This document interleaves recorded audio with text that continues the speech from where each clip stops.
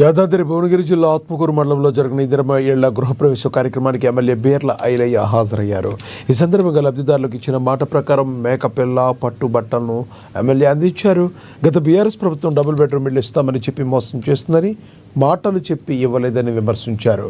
ముఖ్యమంత్రి రేవంత్ రెడ్డి ఎమ్మెల్యే బీర్ల ఐలయ్య సహకారంతో ఇందిరమ్మ ఇళ్లు రావడం చాలా సంతోషంగా ఉందని లబ్ధిదారులు తెలిపారు.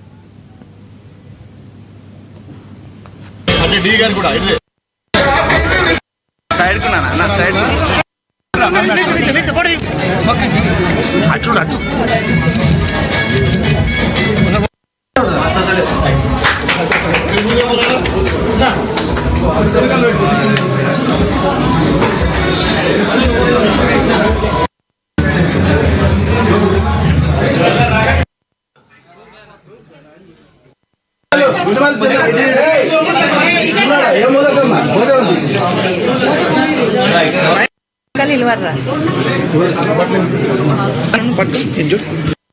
అందరికి